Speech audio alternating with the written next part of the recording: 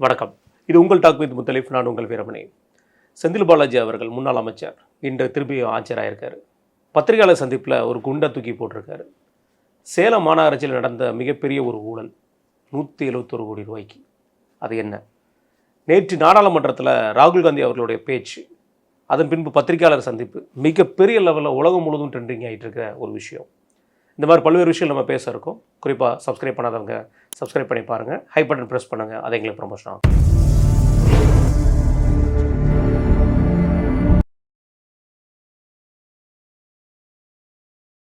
அண்ணா வணக்கண்ணே. வணக்கம்.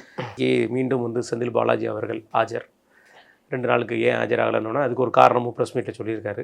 சொன்னதில் என்ன சொன்னார்னா, எனக்கு மேலே இன்னொரு வழக்கு வந்துருச்சு, அதனால் நான் சட்ட வல்லுநரோட ஆளாக டிஸ்கஸ் பண்ணிகிட்ருக்கேன். அந்த லெட்டரை நான் ஸ்டேஷனுக்கும் அனுப்பிட்டேன், கோர்ட்டுக்கும் நான் அனுப்பிட்டேன் அப்படிங்கிற ஒரு விஷயத்தை சொல்லியிருந்தார். மீண்டும் இன்றைக்கி ஆஜரான விஷயத்தையும் சொல்லியிருக்காரு. இதை தாண்டி இறுதியாக ஒரு விஷயம் சொன்னது, அவர் சொன்ன வார்த்தை, லஞ்ச ஒழிப்புத்துறையிலேருந்து 2 பேரை கைது செய்திருக்காங்க சார், உங்களுக்கு தெரியுமான்னு கேட்கும்போது, ஆமாம் நான் வழக்கறிஞர்களிடம் ஆலோசித்தேன், அதில் ஒருத்தர் மேலே தான் எஃப்ஐஆர் போட்டிருக்கு, ஒருத்தர் மேலே எஃப்ஐஆர் போடாமல் தூக்கியிருக்காங்க, என்னன்னு தெரியல, இது நாங்கள் சட்டபூர்வமாக சந்திப்போம் அப்படிங்கிற ஒரு வார்த்தையும் சொல்லியிருக்காரு. எப்படி பார்க்குறீங்க? இவர்கள் எல்லாருக்கும் சட்டம் தெரியும். சட்டம் தெரியாதவர்கள்ட்ட அதுக்கேற்ற மாதிரி பேசுவாங்க, அவ்வளோதான். சட்டம் தெரிஞ்சவர்கள்ட்ட கேட்டால் அதுக்கேற்ற மாதிரி பேசுவாங்க. அங்கே மைக் பிடிக்கிற எத்தனை பேருக்கு சட்டம் தெரியும்? பத்திரிகையாளர், சின்ன பசங்க. அடுத்து நான் எப்படி இருப்பான்? முடிஞ்சவொன்னா யாரை பார்க்கறது, அண்ணன் வர்றப்பெல்லாம் அது மூணாவது என்ன பண்ணுவான், திராவிட அந்த மனப்பான்மையில் பழி வாங்குகிறார்கள், பழி வாங்கலாம் அரசியலா அப்படின்னு.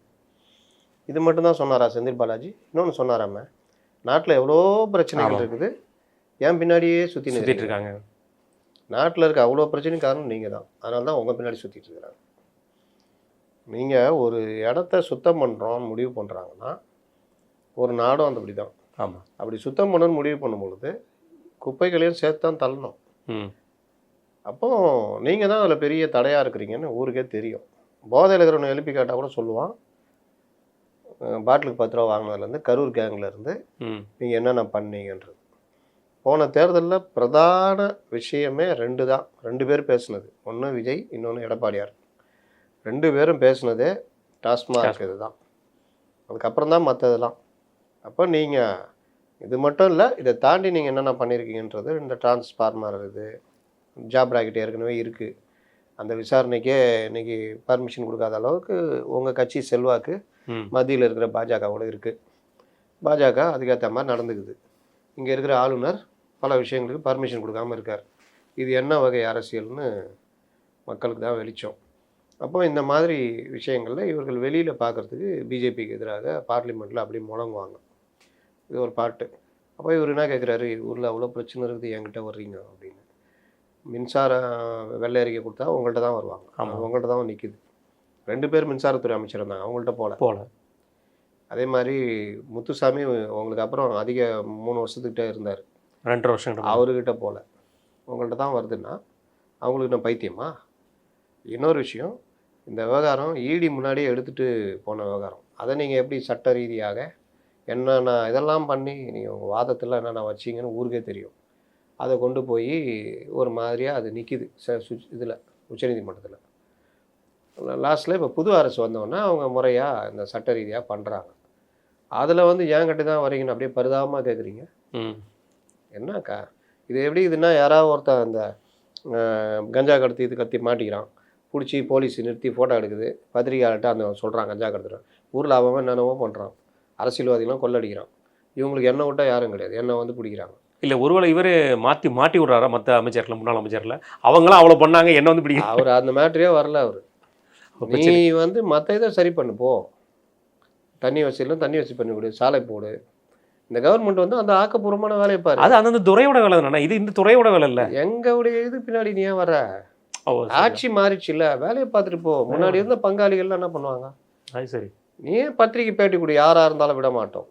எங்கள் அரசு நியாயமான அரசு, ஊழல் செய்தவர்களை விட மாட்டோம், ஊழல் செய்யவும் விட மாட்டோம், முன்னாடி செய்தவர்கள் விட மாட்டோம் அப்படி சொல்லிட்டு போயினாருங்க. கைத்தட்ட போகிறான். ஏன் எங்கள்கிட்ட வர்றீங்க, அரெஸ்ட் பண்ணுறீங்க? எவ்வளோ செலவு பாருங்கள். ஒரே நாளில் உச்சநீதிமன்றத்தில் கபில் சிபில்லாம் வச்சு வாதாடணும்னா சும்மாவா? அப்போ இந்த மாதிரி விவகாரங்களில் இவர் இது பண்ணுறாரு. அதில் ஒன்று தான் இந்த 2 பேர் கைதின்னா அப்படின்னு இந்த புள்ளிங்க கேட்குது. கேட்டவுடனே ஏன்னா இவனுக்கு தெரிஞ்ச கேள்வி அதுதான் அந்த வழக்கு சம்மந்தமாக. ஏன் 2 நாள் வரல? அது நான் சொல்லிட்டேன், முறைப்படி லெட்டர் அனுப்பிச்சிட்டேன். மற்ற அக்யூஸ்டுக்கு இந்த உரிமை உண்டா? சட்டம் எல்லாருக்கும் தானே. இல்லை உங்கள் ஆட்சியில் இந்த மாதிரி உரிமை வந்ததா? கொடுப்பீங்களா? இவங்கெல்லாம் சட்டத்துக்கு மேலானவங்க, கமிஷனருக்கு லெட்டர் எழுதுறவங்கள. அதுக்கு பிறகு இவர் சொல்கிறார் 2 பேர் இல்லை கைது பண்ணியிருக்காங்க, அதில் ஒருத்தர் பேர் எஃப்ஐஆர்லேயே இல்லை. எஃப்ஐஆரில் இருக்கிறவங்க தான் கைது பண்ணணும்னு சட்டம் இல்லையே. அண்ட் அதர்ஸ்ன்னு போட்டிருக்காங்கல்ல, அண்ட் அதர்ஸில் அவர் சேர்க்க போகிறாங்க. ஆமாம், எப்போனாலும் சேர்த்துக்கலாம்.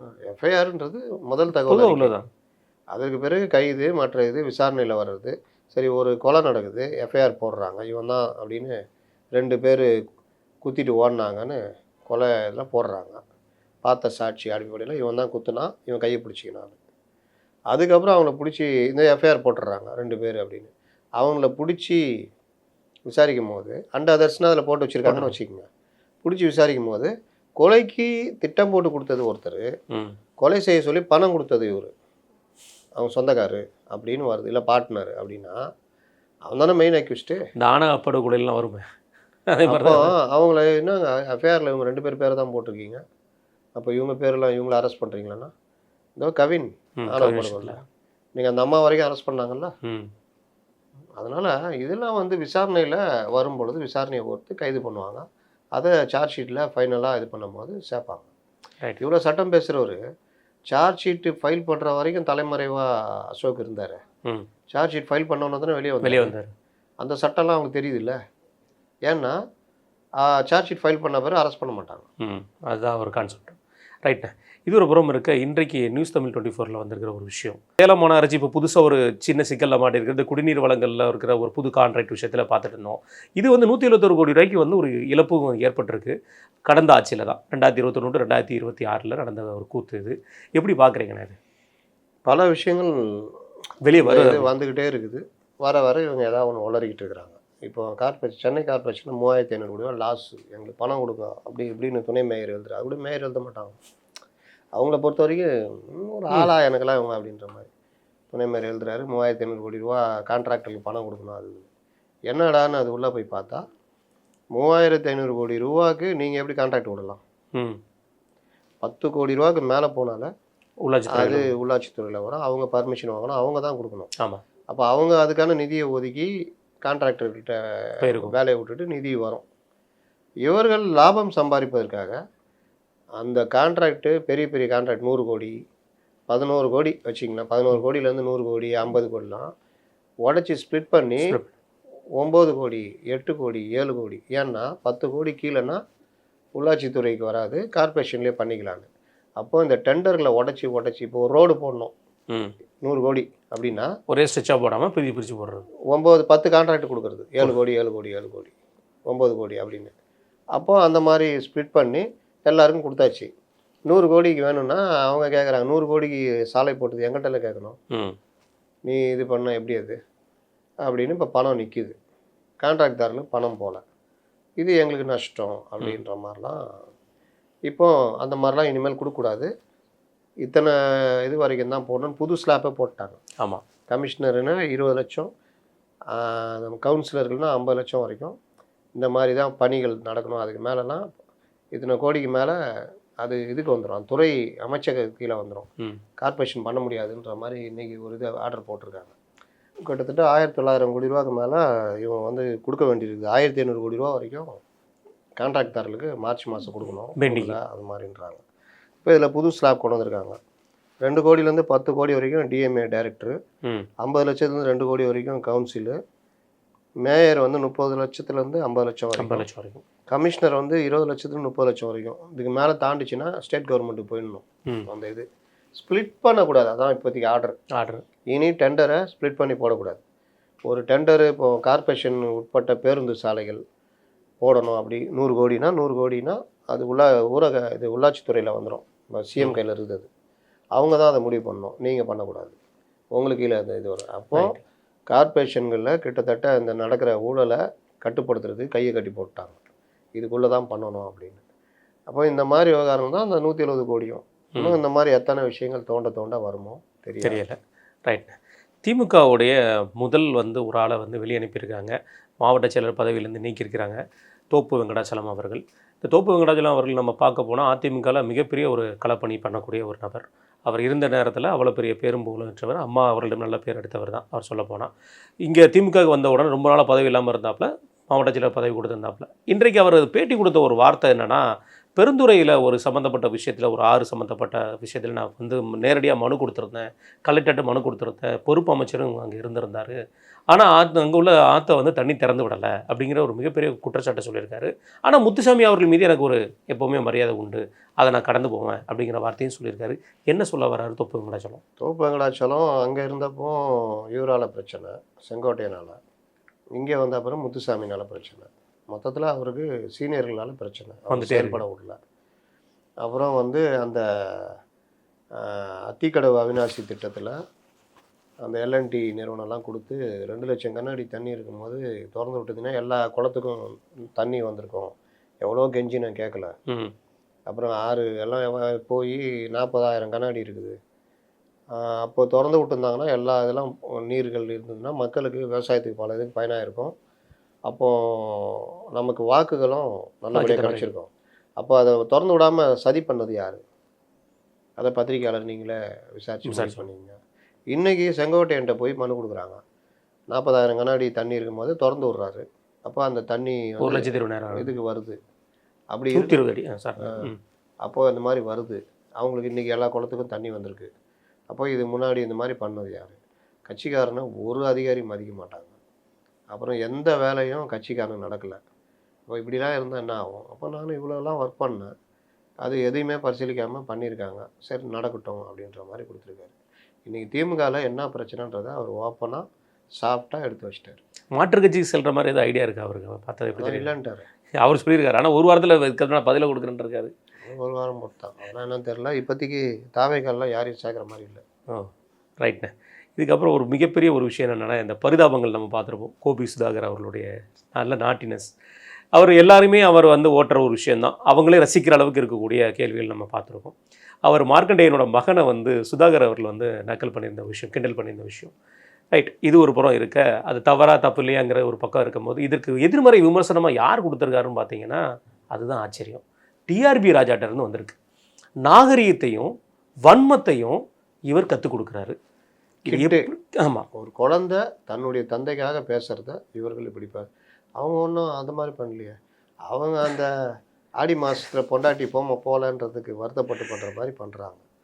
அவர்கள் சட்டையரில் பெரிய ஆட்கள், அவங்களையும் மிரட்டி இன்றைக்கி அதை வாபஸ் வாங்க வச்சுருக்காங்க. அதையும் பல பேர் விமர்சனம் பண்ணிகிட்டு இருக்கிறாங்க. நீங்கள் பண்ணாததா எவ்வளோ பண்ணியிருக்கீங்க? எடப்பாடி பழனிசாமி அவரை படாத பாடுபடுத்திருக்கீங்க. இன்னும் பல பேர், அதான் நீங்கள் சட்டையெல்லாம் உங்களுக்கு வரவே வராது, இழிவு பண்ணுறது தான் வரும். அவ்வளோ இழிவு பண்ணியிருக்கீங்க. யாரோ கேட்டு உங்களுடைய ஆட்களை வச்சுக்கிட்டு சேனலை திறந்து அந்த சேனலில் கண்டவங்கள இழிவுபடுத்துறது, கண்டபடி பேசுறது. பாரதியாரை விட்டு வைக்கலையானே? பாரதியாரை என்ன மாதிரி கேவலமாக பேசுறீங்க? அதை பேசிட்டு அது எதுவுமே நடவடிக்கை வரல. அந்த காலத்தில் போலீஸில் கம்ப்ளைண்ட் கொடுத்தாலும் எடுக்க மாட்டாங்க. இன்றைக்கி வந்துக்கிட்டு இதே நான் சொல்கிறேன், திமுகவில் இருந்தப்போ இவங்க இப்படி பண்ணியிருந்தாங்க, அவ்வளோதான். இன்றைக்கி 2 கோபி சுதாகர் 2 பேரும் ஜெயிலில் இருப்பாங்க. எப்படிப்பட்டவர் இல்லை, இவங்களை தடை போடுறதுல என்னென்ன ஒரு பெரிய சாதனை கண்டா போகிறாங்க. வைரல் ஆயிடுச்சு இல்லை? நீ அந்த பையன் பேசும்போதே பாதி வைரல் ஆயிடுச்சு. ஆமாம், இப்போ அதை சுதாகர் தொட்டோன்னா இன்னும் வைரல் ஆயிடுச்சு. அது அதனால் அதில் இவங்களுக்கு ஒரு அச்சம்தான். வேற என்ன, நடிக்கிறத நேரடியாக கிண்டல் பண்ணியிருந்தா எதை கண்டுதான் பயப்படணும் இல்லை திமுகவுக்கு, எல்லாத்தையும் நோக்கி போயிட்டு இருக்காங்க. பையன் மனப்பாடம் பண்ணது ஒப்ஷன் தான் பாருங்க, அதான் காமெடி. அது காமெடியாக தெரியல இவங்களுக்கு. சுதாகர் பண்ணதான் அவருக்கு அவங்க அப்பா பிரிவோம் என்ன, அவங்க அப்பா பிரிவு அவங்க சொல்கிற அப்பவும் ஒரு வன்மத்தை கேட்குறாங்க. உங்கள் பையன் உங்கள் அப்பாவை தேடுறாரு, எங்கள் அப்பா எனக்கு தேவை, உங்கள் அப்பா தேவைன்னா வாய் மூட்டு சும்மா சொல்லு. அதை விட்டுட்டு இப்படி பேசுனா என்ன செய்ய முடியும்? ரைட்ண்ணே. அனிதா ராதாகிருஷ்ணன் அவர்கள் நம்ம தொடர்ந்து பார்த்துட்டு இருக்கோம். திமுகவில் இப்போ அதிகமாக விமர்சனம் யார் முதல்ல? ஆர்எஸ் பாரதி கூட போட்டி போடுறாரு. எனக்கு தெரிஞ்சு அவர் மிஞ்சிட்டார்.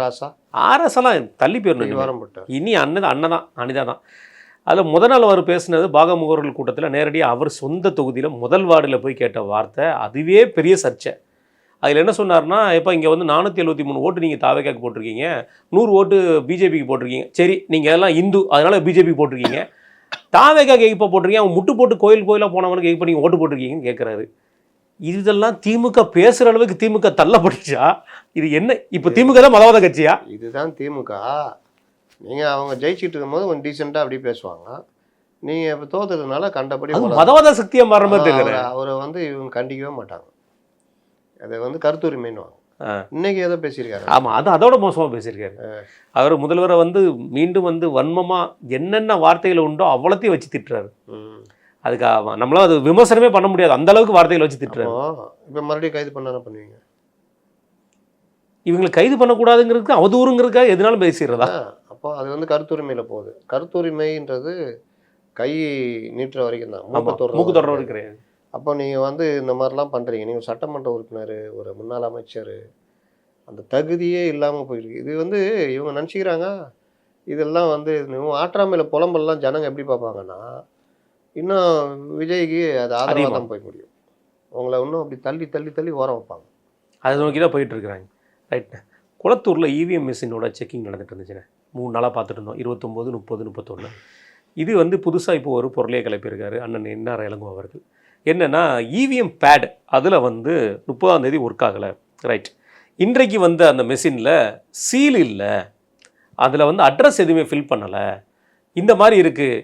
ஒரு பவுன சொத்துக்கு ஒரு சோரே பதங்கிறனால நாங்கள் இந்த தேர்தலே தவறாக தான் நடந்திருக்கு, நாங்கள் முடிவு பண்ணிட்டோம், இதுக்கு மேலே எங்களுக்கு விளக்கங்களே தேவையில்லை, நாங்களும் இந்த விளக்கத்தை நோக்கி நாங்கள் போகல அப்படிங்கிற ஒரு வார்த்தையை சொல்லி முடிச்சிருக்காங்க.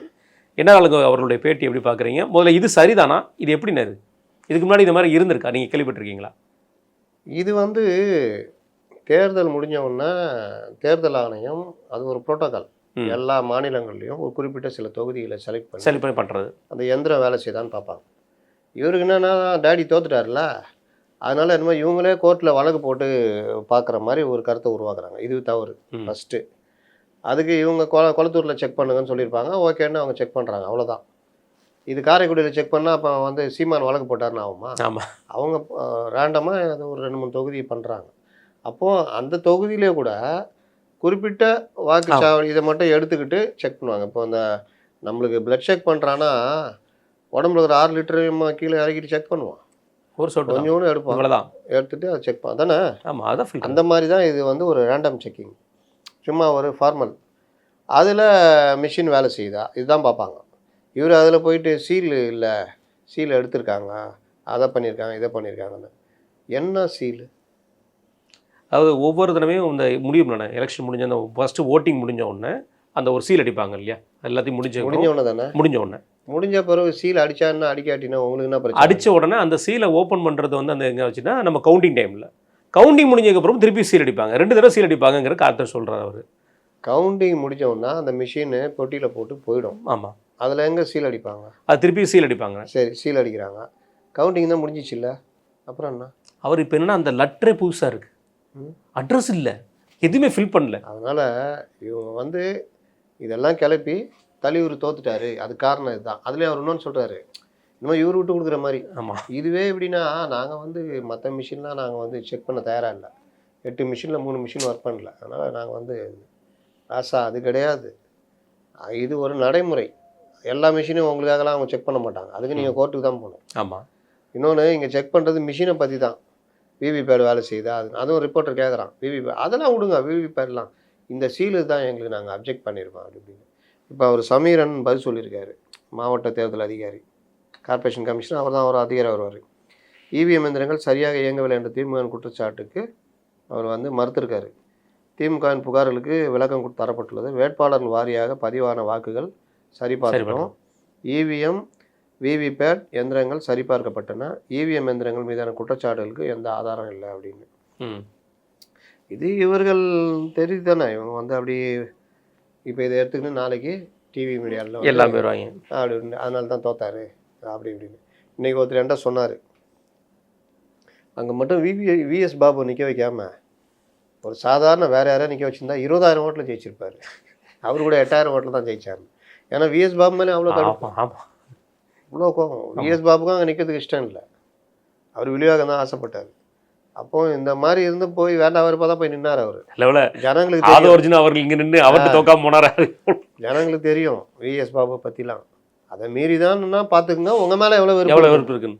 இது ஒரு புறம் இருக்க, இன்றைக்கு வந்து நிர்மல்குமார் அவர்கள் அமைச்சர் திருநெல்வேலியில் பேசும்போது ஒரு வார்த்தை சொன்னது, காவேரி விஷயமாக இனிமேல் நம்ம கர்நாடகாவுக்கு போய் பேசுகிறத விட உச்சநீதிமன்றம் தான் நம்மளோட இறுதி வழி, வேறு வழி கிடையாது அப்படிங்கிற ஒரு வார்த்தையை சொல்லியிருந்தார்.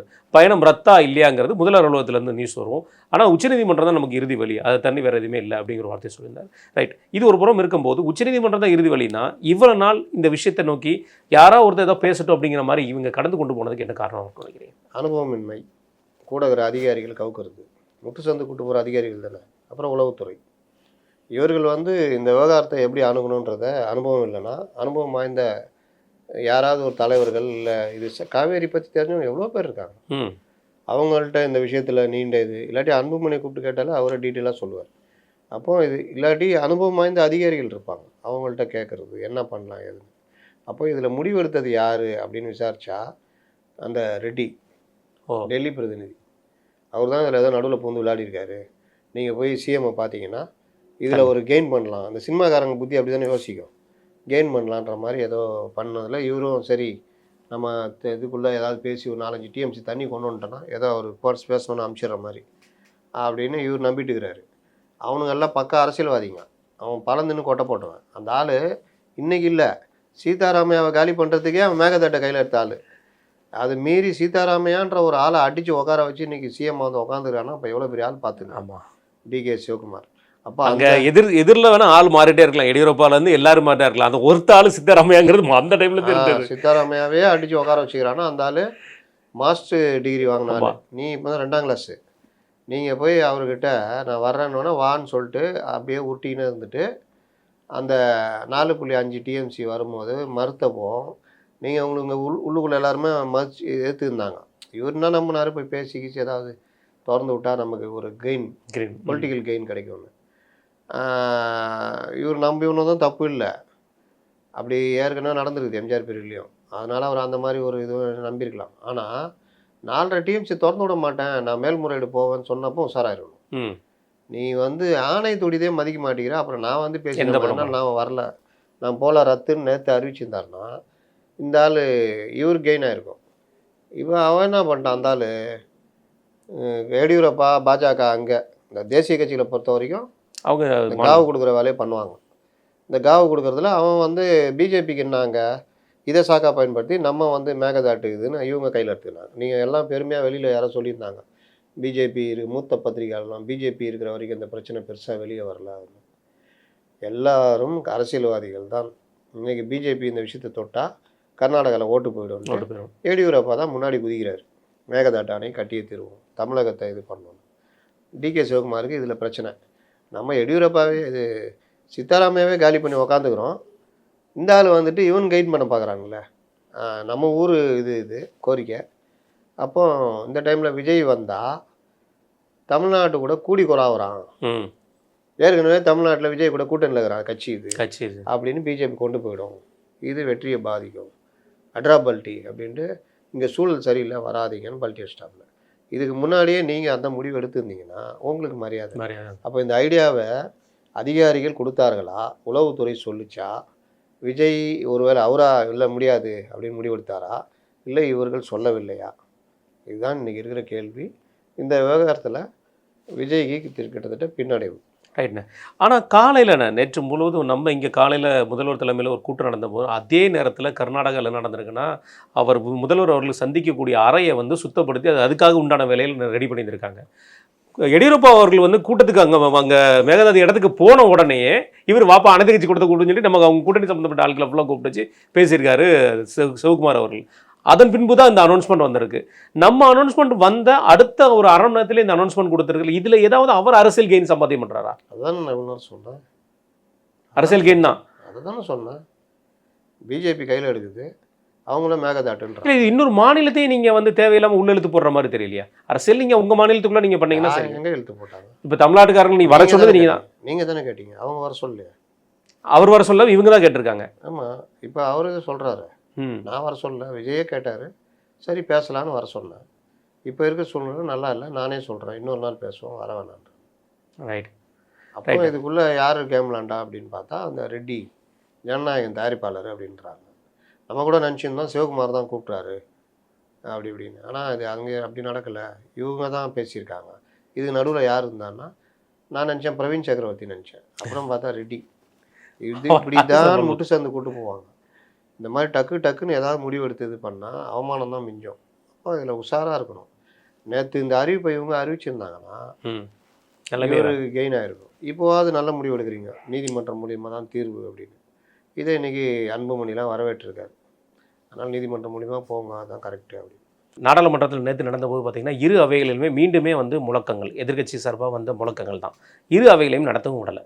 ஸோ கடைசி என்ன அப்படிங்கிற ஒரு பேரை பார்த்தோம்னா, நாடாளுமன்றங்கிறது விவாதிக்கப்பட வேண்டிய விஷயம் தான். இங்கே அரசியல் கட்சிகள் வந்து ஒருத்தருக்கு ஒருத்தர் நான் பெரியவனா நீ பெரியவனா பார்க்குற நிலைமையில் இப்போ சமீப காலமாக நடந்துட்டு இருக்கு. இது எப்படி பார்க்குறீங்க? நேற்று ஒரு போராட்டன்ற பேரில் நேற்று ஏதோ ஒரு, அதாவது எதுவுமே பிரச்சனை இல்லைன்னா ராமர் கோயில் பழைய பிரச்சனையை கையில் எடுத்துக்கிட்டு ராமர் கோயில் இதுன்னு, அது ராமர் கோயில் இது கோர்ட்டே சொல்லிடுச்சு, அது கோயில் சம்மந்தப்பட்ட விஷயம். அதையும் இந்த அரசியலும் கொண்டு வந்து இது பண்ணாதீங்க, அது தனியாக கிரிமினல் ஆக்ஷன் போகுது, அது தனியாக போகுது, நடவடிக்கை போய்கிட்டு இருக்குது. இதில் கொண்டு வந்து அகில இந்திய லெவலில் மத்திய அரசு, அதுவும் பார்லிமெண்ட் நடக்கும்போது பார்லிமெண்ட்டில் ஒரு பெரிய பிரச்சனையாக்கி அதை வெளியில் கொண்டு வந்து வச்சுக்கிட்டு உட்கார வச்சுக்கிட்டு ஒரு பூசாரி வந்து பூஜை பண்ணுற மாதிரியும், அதில் ராகுல் காந்தி முதற்கொண்டு போய் துட்டு போடுறாரு. அப்புறம் அது துட்டு பையை தூக்கிட்டு அவர் ஓடுற மாதிரியும் ஒரு இது ரொம்ப சில்லித்தனமாக இருக்குது. இது வந்து ஒரு 2 மாதத்துக்கு முன்னாடி பார்லிமெண்ட் தொடங்கிறதுக்கு முன்னாடி இருந்தால் இந்த பிரச்சனை போய்கிட்டு இருக்குது, அதில் நடவடிக்கை எடுக்கிறன்றதெல்லாம் போயிட்டாங்க. அது எடுக்கலைன்னா அந்த விஷயத்தை அப்படி கொண்டு போங்க, பார்லிமெண்ட்டில் கேள்வி கேளுங்க, பதில் சொல்லட்டும், அது வேறு விஷயம். இல்லை கோர்ட்டில் இருக்குன்னா கோர்ட்டில் நீங்கள் ஒரு இதை போட்டு அதை வழக்கில் ஜாயின் பண்ணி பண்ணுங்கள். நாட்டில் அவ்வளோ பிரச்சனை இருக்குது, இதுதான் பெரிய பிரச்சனைன்ற மாதிரி அதை கொண்டு வந்து வெளியே வந்து ஒரு இது பண்ணுறது. இது திரும்ப நான் சொல்கிறேன், இப்படி போக ராகுல் காந்திக்கு மதிப்பு போயிட்டே இருக்கும். ஏன்னா மக்களுக்கு சாராத பிரச்சனைகள் இதெல்லாம், பெருசாக மக்கள் எதிர்பார்க்காத பிரச்சனை. அதனால் இது அவர்கள் பண்ணுறது வந்து சரியான ஒரு இதுவே கிடையாது. நேற்று அவையில் அவர் பேசின ஒரு வார்த்தைன்னு, அமித்ஷா அவர்களோட உத்தரவின் பேரில் தான் மாணவர் மாணவிகள் மேலே துப்பாக்கி சூடு நடந்துச்சு அப்படிங்கிற ஒரு வார்த்தையை சொல்லியிருக்காரு. உடனே பத்திரிகையாளர்கள் வந்து வெளியே சந்திப்பு நடக்கும்போது அமித்ஷாஜி அவர்கள் என்னைக்கு உத்தரவு போட்டிருந்தாங்க, எந்த மாணவர்கள் மீது துப்பாக்கி சூடு நடந்துச்சு அப்படிங்கிற ஒரு கேள்வி கேட்கப்பட்டுச்சு. அது வரைக்கும் ஸ்டைலர்னு பதில் சொல்லிட்டு இருந்தார், எல்லா கேள்விக்கும் பதில் சொல்லிட்டு. இந்த கேள்வி கேட்டோன்னா அடுத்த நிமிஷம் அக்கா கனிமொழி ஃபார்முலா எடுத்துகிட்டு கிளம்பிட்டார். டெல்லியிலையும் கொஞ்சம் பத்திரிகையாளர் இருக்காங்க போல கேட்கறதுக்கு. அமித்ஷா சுட சொன்னார்னா உள்துறை அமைச்சகம், அங்கே டெல்லி வந்து உள்துறை கண்ட்ரோல்னால அமித்ஷான்னு சொல்லிட்டு கொண்டு வராங்க. ரப்பர் குண்டு சுடப்பட்டதுன்னு, அதுதான் வழக்கு கோர்ட்டில் இருக்குல்ல, கோர்ட்டு வந்து அதை பார்த்துக்க போகுது. அதுவும் வந்து மாணவர்கள் மேலே தடியடி இந்த மாதிரி விஷயன்றாங்க. மாணவர்கள் மேலே வழக்கு இந்த மாதிரி விவகாரத்தில் கூட மாணவர்கள் மேலே நாங்கள் வழக்கு போடலன்னு சொன்னதை நிறைவேற்றிட்டாங்க. ஆனால் இதை பயன்படுத்திக்கிட்டு ஒரு 1900 சமூக விரோதிகள், கொலைகேஸ் இருக்கிறவன் அது இருக்கிறவன், அவங்க தப்பிச்சிக்கலான்னா அதை விட மாட்டோம். ஆமாம், அவங்க மேலே வழக்கு போட்டு தான் தீர்வோம். அதே மாதிரி மாணவர்கள் போர்வையில் பொது சொத்துக்களை சேதம் பண்ணவங்களே விட மாட்டோம். அவங்களையும் போலீஸை தாக்குனவன் ஒரு கொடிக்கு கட்டியிருக்கான், அந்த கொடி அந்த கம்பில் வந்து இவ்வளோ நீட்டுக்கு 4 இன்ச்சு 5 இன்ச்சுக்கு ஆணி இருக்குது. அப்போ அவன் நோக்கம் என்ன, அதெல்லாம் நாங்கள் வந்து பண்ணுவோன்னு சொல்லி டெல்லி போலீஸ் பண்ணுது. அப்போ இந்த விவகாரத்தில் இவ்வளோ நடந்திருக்குன்றதை தாண்டி ஒரு 6-7 நாள் நாங்கள் அமைதியாக தான் போராட்டம் நடக்குது. அதுக்கப்புறம் இவங்க பார்லிமெண்ட்டை நோக்கி நகர்வு சொல்கிறப்போ தான் போலீஸ் தடுக்குது, தள்ளுமுள் வருது. அப்போவும் காலையிலேருந்து சாயந்தரம் வரைக்கும் அப்படி தான் இருக்குது. இவங்க என்னடா ஒன்றுமே நடக்கலன்ட்டு ஒரு கும்பலை அடிக்குது. அதை கூட அந்த போராட்டக்காரர் சொல்கிறது, இவங்க இளைஞர்கள் மாதிரியே தெரியல, மாணவர் இளைஞர் மாதிரி தெரியல, அவங்க அப்பா மாதிரிக்கிறாங்க அவங்க அப்படின்னு. அப்போ ஒரு கும்பல் கலவரம், அதான் அந்த 1900 பேர் உள்ளே இருக்காங்க. ஆமாம், நான் ஏற்கனவே சொன்னது தான், இந்த மாதிரி விஷயங்களில் உள்ளே ஊடுருவார்கள். அதுவும் பார்லிமெண்ட்டு பாதுகாப்பான பகுதி, அங்கே வந்து யார் வேணால் வரலாம், தீவிரவாதிகள் கூட உள்ளே திடீர்னு குண்டை கட்டு உள்ளே போய் இது பண்ணிட்டான்னா. அதனால் அதெல்லாம் ரப்பர் குண்டு வச்சு தான் அடிச்சிருக்காங்க. அப்போ இந்த மாதிரி விஷயங்களில் வந்து தப்பாக ரைட்டாக உச்சநீதிமன்றமே சொல்லிடுது, மாணவர்களை தாக்குறதை நாங்கள் வேடிக்கை பார்த்துட்டு இருக்க மாட்டோம் அப்படின்னு. அப்போ அந்த விசாரணையில் இருக்குது, உச்சநீதிமன்றம் என்ன இதுவோ அதை முடிவெடுக்க போது அரசு தரப்பில் அவங்க சொல்ல போகிறாங்க, போராட்டக்காரர் தரப்பில் அவங்க சொல்ல போகிறாங்க. இதில் பார்லிமெண்ட்டை வச்சுக்கிட்டு மறுபடியும் இதே கதையை டெய்லி ஏதாவது ஒன்று தேவை முடக்கிறதுக்கு அப்படின்னா என்ன தான் நாட்டில் நடக்கும்? இல்லை, இத்தனைக்கு இந்த முக்கியமான மசோதாக்களை கொண்டு வந்திருக்காங்க, அதை பற்றி அழகாக பேசியிருந்துருக்கலாம். எதையுமே பேசுறது ஒரு நாள் கூட பேசுறது கிடையாது. பேசுனா இந்த மாதிரி இடியட்டை ஃபாலோ பண்ணுறவங்கன்னு பேசுறது, அது கூட எல்லாம் அப்படி இது பண்ணுறாங்க. அவர் திரும்பி கேட்குறாரு, என்ன நான் பேசினா தப்பு இருக்கேன். இல்லை நேற்று ஒரு காமெடி நடந்து பார்த்தீங்களா, தம்பி தூர பேசிக்கிட்டு இருக்காரு. ஆமாம், பின்னாடி அவர் மதிப்புக்குரிய எங்கள் அம்மாவுடைய இதுலன்றாரு. அவனுக்கு தெனாவிட்டு தானே அவனுக்கு இத்தனைக்கும் மார்க்சிஸ்ட் கட்சி எம்பி நல்லா விவாதம் பண்ணக்கூடிய ஆள். திமுரு தானே, உனக்கு தெரியாதா? அம்மானா யாரும் தெரியாது? விச்சம்மான்னு கேட்குறிய. அவர் ஒரு வார்த்தை அடிச்சோன்னா அப்போ மூஞ்சி எப்படி மாறுச்சு? நீங்கள் எக்ஸ்பீரியன்ஸான ஆள் அவர்கிட்ட போய் நீ இந்த மாதிரி பண்ணக்கூடிய இப்படி ஆயிட்டாங்க நீங்கள் கம்யூனிஸ்ட்டுகள். சீன்ற வேலையே பண்ண ஆரம்பிச்சிட்டாங்க. அது என்ன விச்சம்மானா உனக்கு தெரியாது, அம்மானா யாரும் தெரியாதா? அது அவர் கட்சியில சார்பா அவர் சொல்றாரு அம்மான்னு சொல்லிட்டு, அதுல என்ன தப்பு இருக்குது? முடிஞ்ச அப்புறம் கூட கேட்டுக்கலாமே, நாகரிகத்தோட உச்சத்துல. முடிஞ்ச பிறகு கேட்கணும், உனக்கு தெரியும் அதுங்க, நீ தெரியாம இருக்கோன்ற. அது கண்டிப்பா தெரியும். ஏங்க ஒரு கேரளால இருக்கிற வர ஒரு மாணவரா கேட்கறான், நீ ஒரு எம்பி பல சர்வதேச பிரச்சனைகள் பேச, 2வது முறை வர எம்பியா இருக்கு, நீ ஜெயலலிதா பத்தி தெரியாதா உனக்கு? அம்மான்னு ஏடிஎம் காரங்க யாரை சொல்லுவா? இல்ல இதுக்கு முன்னாடி யாருமே அம்மான்னு பேசி இருக்க மாட்டாங்களா? இங்க அங்கீகாரமே தளபதின்னு பேசுறாங்களா? யார் தளபதின்னு கேட்க வேண்டியதுன்னு. எங்கள் தளபதி அவர்கள் பேசுறீங்களா யாருன்னு கேட்க வேண்டியதுன்னு. அதான் கேட்கறது, தளபதி உதயநிதி வாழ்க, ஏன்னா தளபதி பேர்ல 3 பேர் இருக்காங்க, புரட்சி தளபதி. அது கேட்டா கூட பரவாயில்ல, எந்த தளபதி சொன்னீங்க கேட்கலாம், இளைய தளபதி விஷால சொல்றீங்களா, யாருக்கு கேட்கலாம். இது அசிங்கம் தானே அது. அவர் அந்த பேசும்போது உங்க அம்மான்ட்டாரு, ஒரே போட்டு அதோட இதாயிட்டாங்க. ரைட்ண்ணே, என்னோட இறுதி கேள்விண்ணே, நேற்று மோடி அவர்கள் நம்முடைய பாரத பிரதமர் அவர் பேசின வீடியோ இன்றைக்கும் அது பெரும் பரபரப்பாக போயிட்டுருக்கு. குறிப்பாக சொல்லப்போனால் ஒரு வார்த்தை என்ன சொன்னார்னா, என்னையும் என் அம்மாவையும் பற்றி பேசினவர்களே நான் மன்னித்து கடந்து செல்கிறேன் அப்படிங்கிற வார்த்தையை சொல்லியிருக்கிறாரு. இப்படி பார்க்குறீங்க. அது மட்டும் இல்லாமல் இன்றைக்கு வந்து 166வது ஏர்போர்ட், 2014 வெறும் 74 ஏர்போர்ட் இருந்ததில் இன்றைக்கி 12 வருஷத்தில் 166 ஏர்போர்ட்டாக மாறியிருக்கு. ஆந்திராவில் மிகப்பெரிய லெவலில் ஒரு ஏர்போர்ட் 5000 சில்லற கோடியில் கட்டியிருக்காங்க. மிகப்பெரிய ஒரு வளர்ச்சி நோக்கி போயிட்டுருக்கிற ஒரு பாரத பிரதமர் வாயிலிருந்து வந்த வார்த்தை எப்படி பார்க்குறீங்க? டபுள் இன்ஜின் சர்க்கார் சாதிச்சுக்கிறாங்க, பண்ணுறாங்க. இங்கே இவர் விஜயே நினச்சா கூட இங்கே இருக்கிற நண்டுகள் விடாதுங்க. இப்போ பிஎம்சியில் வந்து இவர்கள் எல்லாம் இங்கே இருக்கிற இந்த வெங்கடேசன்களும் சண்முகங்களும் வீரபாண்டியன்களும் அவ்வளோ குதிப்பாங்க. அங்கே கொண்டு வந்தது மார்க்சிஸ்ட் கம்யூனிஸ்ட் கட்சி. அவங்க கரெக்டாக ஆட்சி முடியுது. இப்போ காங்கிரஸ் கவர்மெண்ட்டு அவங்க ஏன் பிஎம்சியை கொண்டு வராங்க? ஏன்னா அவங்களுக்கு நல்லது தெரியும். அப்போ நாங்கள் கொண்டு வர்றோம் பிஎம்சியை, இது வந்து அவங்க தான் கொண்டு வந்தாங்க நாங்கள் அது. அப்போது 2 கவர்மெண்ட்டுமே என்னென்னா மக்கள் நலன் அவங்களுக்கு தெரியுது. ஆமாம், நீ கொண்டு வந்தியா நான் பண்ண மாட்டேன், பிஜேபி கொண்டு வந்தியா நான் பண்ண, ஒருவானாலும் ஏன் விடணும், ஒருவானாலும் ஏன் விடணும். அப்போது இங்கே வந்து பிஎம்சியை மினிஸ்டர் போகிறதுக்கு பயப்படுறாரு. டெல்லியில் போய் பள்ளி கல்வித்துறை அமைச்சர் பிஎம்சி பற்றி பேசுறதுக்கு பயப்படுறாரு. ஏன்னா பிஜேபி டீம் இந்த ஆளு சாவனவாசலாம் வளரிட்டு இருக்காருல்ல, ஆமாம், இந்த அரசே பிஜேபி அரசாக செயல்படுகிறது அப்படி இப்படின்னு. அப்போ அந்த விவகாரம் மாதிரி இவர் அப்போ அதிகாரிகள் போய் பேசுகிறாங்க, பிஎம்சி வரப்போகுது. இதே எப்படின்னா நவோதயாவுக்கு என்ன துடிப்பாங்க, தற்கொலை பண்ணி. இன்னைக்கு 4000 கோடி ரூபா ரிலீஸும் பண்ணியிருக்காங்க மத்திய அரசாங்கத்தோட ஃபண்டை வந்து நீங்கள். அப்போ கொஞ்சமாவது இந்த மத்திய அரசோட ஒரு இணக்கமாக போனோம் அப்படின்னா இவர்கள் விட மாட்டார்கள். ஆனால் விஜய் இதெல்லாம் கண்டுக்கூடாது, புறந்தள்ளிட்டு போய்கிட்டே இருக்கணும். சந்திரபாபு நாயுடு முன்னுதாரணமாக எடுத்துக்கணும். அப்போ இங்கே என்ன கொண்டு வர முடியும் தமிழ்நாட்டுக்குன்றதை பண்ணணும். அது இன்றைக்கி கூட நடந்திருக்குது. இன்னொரு திட்டமும் பெரிய திட்டம் தொடங்கி வச்சுருக்காங்க. 2 திட்டத்துக்காக போயிருக்காரு பிரதமர். அப்போ அந்த மாதிரி விஷயங்கள் அந்த எம்பி சொன்னார், பேன்ட்டு இருக்கிற தொழிலெல்லாம் போயிட்டு எங்ககிட்ட அனுப்பிச்சிட்டிங்க, ரொம்ப நல்லது, நல்லா இருங்கன்னாரு அந்த எம்பி, ஆந்திரா எம்பி. அந்த மாதிரி தான் இன்றைக்கி பண்ணிக்கிட்டு இருக்கிறோம். அது அவருடைய அந்த இதை எப்படி பார்க்குறீங்கண்ணா? என்னோட அம்மாவையும் நீங்கள் சொல்லியிருந்தீங்க கடந்து போகிறது, அது அடிக்கடி நடக்கிறது தானே. அவருக்கு எதிராக நீங்கள் பொது வாழ்க்கை வந்துட்டார், விமர்சனங்கள்லாம் அவருக்கு எதிராக தொடர்ச்சியாக அது மாதிரி நடக்கிறதுலாம் இதுதான். ரொம்ப கேவலமாலாம் பண்ணியிருக்காங்க. அந்த அந்த மாணவர்கள் போராட்டத்திலே நீங்கள் பல படங்கள், சின்ன சின்ன பசங்க, அந்த படங்கள்லாம் பார்த்தா அந்த பசங்களுக்கு அதோடைய அர்த்தமே அதுங்களுக்கு புரியுதா? ஒரு நாட்டுடைய பிரதமர், அவரை நம்ம இவ்வளோ இல்லை இவ்வளோ தூரம் இதையும் கெடுமாங்கிற அளவுக்கு போகல. இல்லை, அது அப்படி பண்ணி தான் வளர்க்குறாங்க. தமிழ்நாட்டில் இப்போ கொஞ்சம் குறைஞ்சிருக்குன்னு நினைக்கிறேன். மோடினா அவ்வளோ வெறுப்புன்ற மாதிரி உருவாக்கி வச்சுருந்தாங்க. ஆமாம், இன்றைக்கும் இஸ்லாமியர்கள் மத்தியில் நீங்கள் பார்த்தீங்கன்னா அவ்வளோ ஒரு இதை உருவாக்கி வச்சுருக்காங்க. நம்மளே கூட சில விஷயங்கள் பேச முடியல. நம்ம சொந்த பசங்களாம் இல்லைங்க அவங்க வந்து அப்படி தாங்க அப்படின்ற மாதிரி. அதை தீர்க்கிறதுக்கு இங்கே இருக்கிற பாஜக தலைவர்களும் பெருசாக ஒன்றும் பண்ண மாட்டேங்கிறாங்க. இங்கே இருக்கிற இஸ்லாமியர்கள்ட்ட ஏன் ஒரு இஸ்லாமிய கூட்டமைப்பு ஏதோ ஒன்று பாஜக சார்பில் நீங்கள் வாங்க பேசுவோம் அப்படிங்கிற நீங்கள் நினைக்கிற மாதிரி மோடி இல்லை, நம்மளாம் ஒன்றுபட்ட பாரதத்தை நோக்கி நகர்த்துவோம். அப்படி பாரதன்ற வார்த்தை சொன்னாலே இங்கே தப்பாக பேசுவாங்க. பாரதம் சொல்கிறீங்க, என்ன பாரதன்றீங்க, இந்தியான்னு சொல்ல வேண்டியது. ஏன்டா ஒன்றியம்னு சொன்னால் மட்டும் ஒன்றியம் சொல்கிறீங்க. அது இப்போ இவங்களும் பழகிட்டாங்களே, இவங்க அப்படி நாங்கள் சொல்ல மாட்டோம். அதோடைய ரிப்ளிகா தானுங்க. இவங்களுக்கு பல பிரச்சனைகள் இருக்குங்க. அதை தான் சொல்கிறேன், இதெல்லாம் மீறணும். நீட்னா என்னடா தப்புன்னு கேட்கணும்.